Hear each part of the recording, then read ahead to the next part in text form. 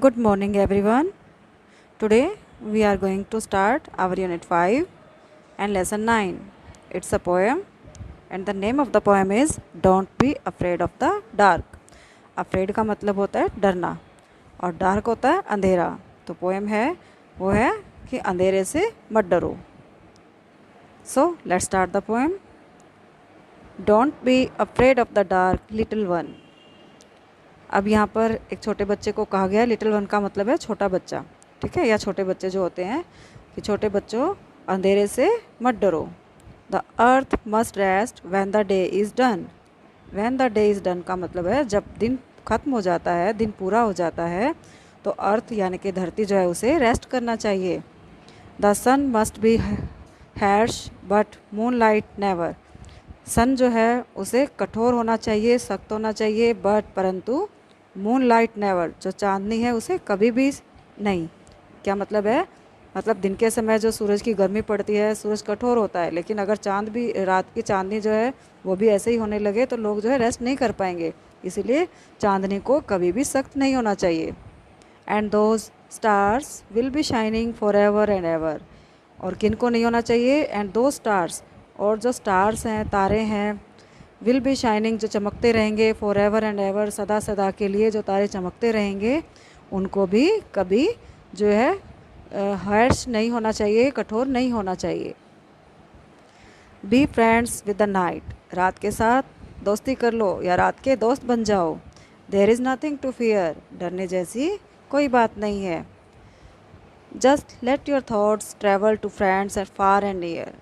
अपने जो आपके विचार हैं उनको अब दूर दूर तक, आपके जो दोस्त हैं वहाँ तक अपने विचारों को घूमने दो, जाने दो. मतलब आप लेटे लेटे रात को जब आप लेटते हो तो अपने दोस्तों के बारे में सोचो, ठीक है, उनकी बातों के बारे में सोचो. By day it does seem that our troubles won't cease. By day, दिन के समय, दिन के दौरान, इट डज सीम, ऐसा लगता है, दैट कि आवर ट्रबल्स वॉन्ट सीज, हमारी जो परेशानियां हैं, ट्रबल्स हैं, वो ख़त्म नहीं होंगी या नहीं रुकेंगी. सीज का मतलब होता है रुकना या बंद होना या ख़त्म होना. बट एट नाइट, परंतु रात को, लेट एट नाइट, देर रात को, the world is at peace, जो संसार है वो शांत होता है, ठीक है, रात के समय जो संसार है वो शांत हो जाता है. तो ये पोएम जो थी, इसके पोएट हैं रस्किन बॉन्ड. अब हम इसके जो है डिफ़िकल्ट वर्ड्स देख लेते हैं एक बार. फर्स्ट ऑफ ऑल यहाँ पर देखिए जो हमारा पहला वर्ड है वो है अफ्रेड. अफ्रेड का मतलब होता है डरा हुआ. नेक्स्ट है डार्क. डार्क का मतलब होता है अंधेरा. अर्थ, अर्थ होती है पृथ्वी. रेस्ट, रेस्ट का मतलब है आराम करना. मूनलाइट, चांदनी. ट्रैवल, घूमना या यात्रा करना. थॉट्स, थॉट्स होते हैं विचार. सीज, रोकना या बंद होना. ट्रबल्स होती हैं परेशानियाँ.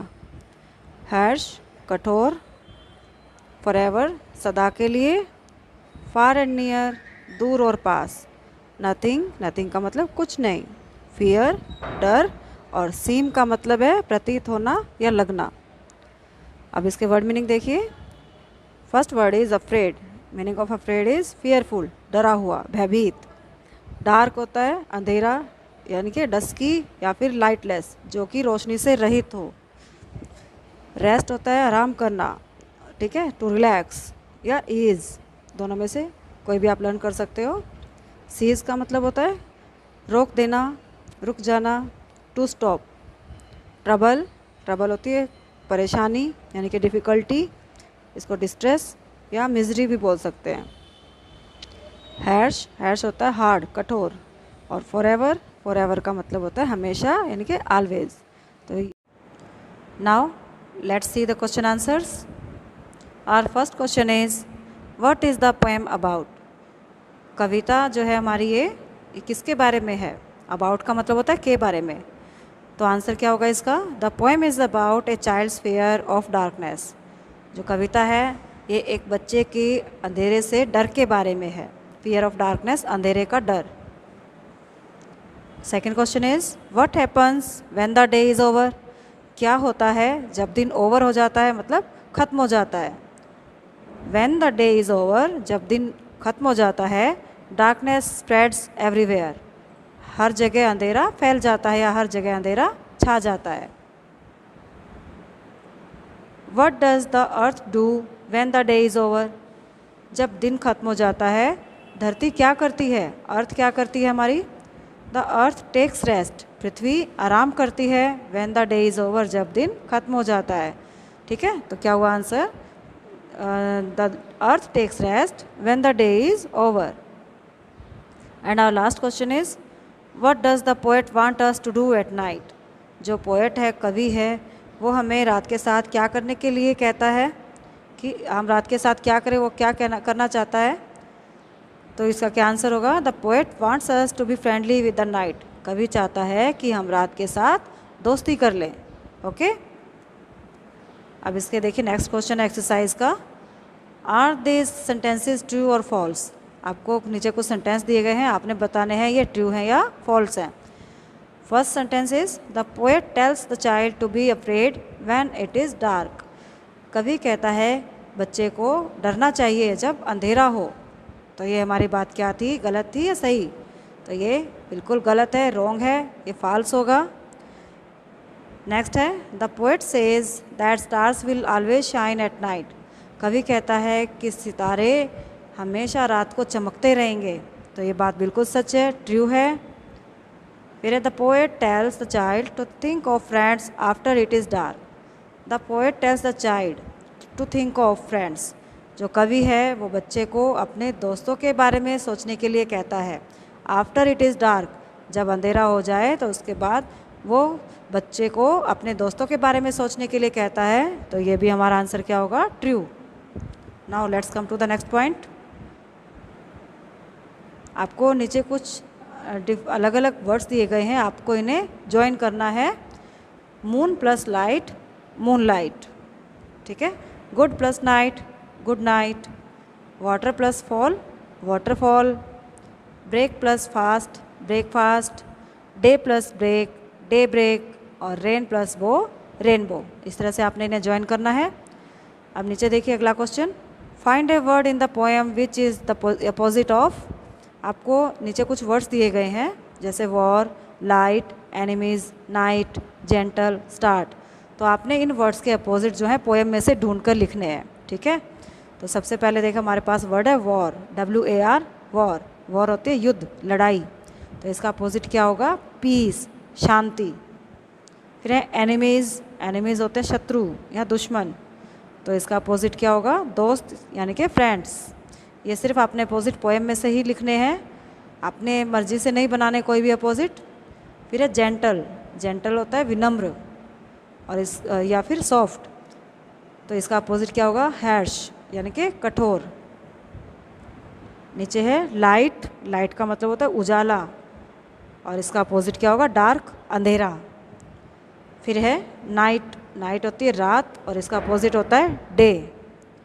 फिर है स्टार्ट, स्टार्ट होता है शुरू करना और बंद करने को बोलते हैं सीज। नेक्स्ट पेज पर आपको देखिए यहाँ पर कुछ वर्ड्स दिए गए हैं नीचे। ठीक है, जैसे डोंट की फुल फॉर्म क्या होती है? Do not. वांट की फुल फॉर्म क्या होती है? Will not. इसी तरह से आपने नीचे ये जो शॉर्ट फॉर्म में हमें कुछ वर्ड्स दिए गए हैं इनकी आपने फुल फॉर्म इनके सामने ब्लैंक्स में लिखनी है। जैसे डिडंट का क्या होता है? डिड नॉट, इनमें स्पेस आ जाएगा। शुडंट का अपोजिट शुड नॉट। वुडंट का अपोजिट होता है वुड नॉट। कुडंट का अपोजिट कुड नॉट और मस्टंट का अपोजिट मस्ट नॉट। इस तरह से आपने इनकी फुल फॉर्म लिखनी है। ये नेक्स्ट है लेट्स राइट पोर्शन में the red tea cups are filled with a particular word. जो आपको जो रेड टी कप्स दिखाई दे रहे हैं तो इनमें एक पर्टिकुलर वर्ड जो है लिखा हुआ है। ठीक है, fill in the yellow tea cups with similar sound words, similar sounding words. आपको सेम साउंड की आवाज़ का जो सेम साउंड करने वाले जो वर्ड्स हैं वो आपने येलो कप में लिखने हैं। ठीक है, लेकिन उनके जो मीनिंग होते हैं वो अलग होते हैं।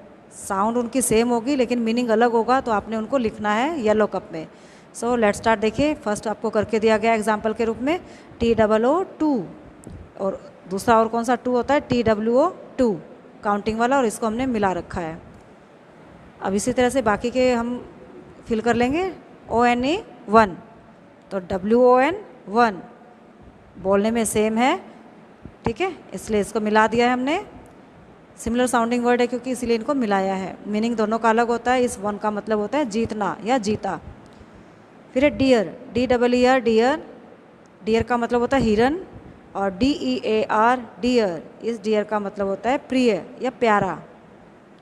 फिर है SON सन, सन होता है बेटा, और SUN सन, सन होता है सूरज, ठीक है। इस तरह से आप इन्हें फिल करेंगे। नेक्स्ट पेज पर देखिए, now complete the following sentences choosing the right word. आपको नीचे कुछ सेंटेंस दिए गए हैं A से लेकर D तक, और हर सेंटेंस के एंड में आपको ब्रैकेट में ऑप्शंस दी गई हैं, ठीक है। करेक्ट ऑप्शन को, करेक्ट सेंटेंस जो सेंटेंस के अकॉर्डिंग ऑप्शंस आने चाहिए, आपने वही जो ऑप्शन है उसमें फिल करनी है। जैसे the sum was dash difficult for the class to solve, only dash students could do it. तो जो सम था वो क्लास के लिए सॉल्व करना इतना मुश्किल था, केवल 2 बच्चे ही इसे कर सके। तो इतना मुश्किल, टू डिफ़िकल्ट, तो ये TOO इसका मतलब होता है इतना। तो हमने पहले में TOO फिल किया है, और दूसरे में केवल 2 बच्चे ही इसे, 2 विद्यार्थी इसे सॉल्व कर पाए, तो हमने यहाँ पर फिल किया TWO2। सेकेंड है there was only dash boy, केवल डैश एक लड़का था, ठीक है, 1 ONE 1 boy, who won the prize, जिसने इनाम जीता। तो यहाँ पर 1 का मतलब एक, और इस 1 का मतलब होता है जीता। तो हम यहाँ पर क्या करेंगे, 1 ONE 1 बॉय, एक लड़का, केवल एक लड़का था जिसने इनाम जीता, ठीक है। नेक्स्ट है the golden dash was very dash to him, golden सुनहरी जो था, डियर DEER डियर हिरन, सुनहरी हिरन उसे बहुत प्यारा था, तो was very dear to him, उसको बहुत प्यारा था, तो ये डियर यहाँ पर आएगा DEAR डियर। लास्ट है Ramu's dash loved to play in the dash, Ramu का कौन, सन, तो कौन सा सन आना चाहिए इसमें, SON सन। रामूज सन लव्ड, रामू के सन को खेलना अच्छा लगता था, to play in the dash, कब, धूप में, in the sun, SUN sun. So this is the exercise, you have to revise it, okay।